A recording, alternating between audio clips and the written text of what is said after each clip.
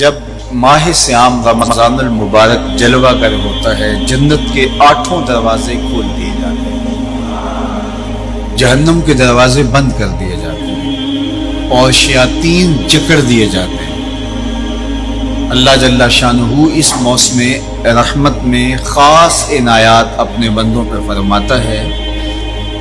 ایک نفل ادا کرنے سے فرض ادا کرنے کا ثواب ملتا ہے اور ایک فرض ادا کرنے سے 70 فرائض ادا کرنے کا ثواب ملتا ہے۔ اسی طرح راہ خدا میں 1 روپیہ دو گے تو 70 روپے خرچ کرنے کا ثواب ملے گا۔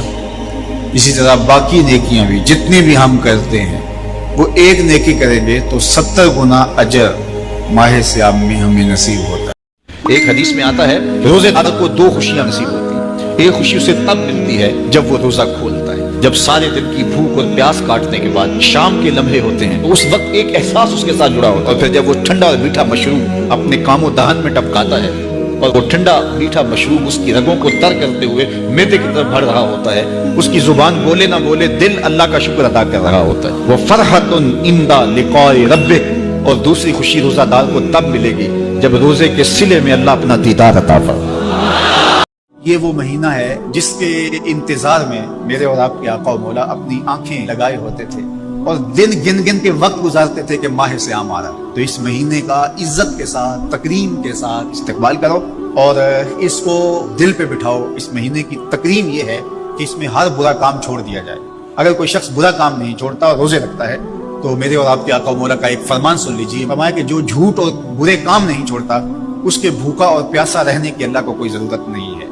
وَمَنْ فَطَّرَ فِيهِ صَائِمًا كَانَ مَغْفِرَةً لِذُنُوبِهِ، جس نے روزہ دار کا روزہ افطار کروایا، یہ افطاری گناہوں کی مغفرت اور آتش دوزخ سے گردن کی آزادی کا مجدہ جاں فضا بن جائے گا۔ وَكَانَ لَهُ مِثْلُ أَجْرِهِ مِنْ غَيْرِ أَنْ يَنْقُصَ مِنْ أَجْرِهِ شَيْءٌ، اور روزہ افطار کروانے والے کو روزہ رکھنے والے جتنا اجر ہی دیا جائے گا، لیکن روزہ رکھنے والے کے اجر میں بھی کوئی کمی نہیں واقع ہو۔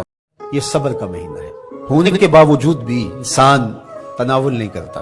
ٹھنڈا میٹھا مشروب میسر ہے اور زبان کانٹا بن گئی، حلق خشک ہو گیا، لیکن اس کے باوجود بھی ایک گھونٹ حلق سے نیچے اتارنے کا روادار نہیں ہوتا۔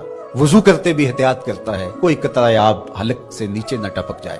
تو یہ صبر سکھاتا ہے، جب ہو بھی تو انسان اس سے گریز کرے، تو جب ہوگا نہیں تو پھر انسان صبر کا عادی بن جاتا ہے۔ اور سنو، صبر کا ثواب جنت ہے۔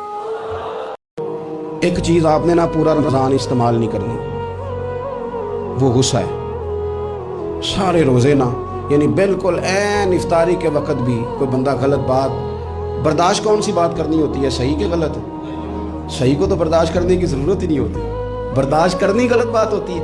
اس کو سہنا ہے، اسے کہنا یار روزے ہیں، رب کی رحمت برس رہی ہے، جہاں میں نے تجھے اللہ کی رضا کے لیے معاف کیا، اور ذہن میں حدیث رکھنی ہے کہ حضور نے فرمایا تو رب کے بندوں کو معاف کر، اللہ تجھے معاف فرمائے گا۔ خوش نصیب ہیں جو ماہ سیام کو خوبصورتی کے ساتھ بسر کرتے ہیں، اس کے آنے سے پہلے استقبال کرتے ہیں، گھروں میں صفائی کریں، اہتمام کریں، مساجد میں اہتمام کریں۔ گھروں کے اندر ماؤں کو چاہیے کہ افطاری کو اہتمام کے ساتھ تیار کریں تاکہ بچوں کو شوق پیدا ہو، ایک ماحول پیدا ہو، قرآن مجید کی تلاوت کا ماحول پیدا ہو، جاگنے سونے کے جو ہے وہ شیڈول مرتب کیے جائیں۔ کیسا خوبصورت ماحول ہوتا ہے، رحمتیں برس رہی ہوتی ہیں، انوار اتر رہے ہوتے ہیں، اور وہ کیا خوبصورت لمحے ہوتے ہیں اور کیا گھڑیاں ہوتی ہیں۔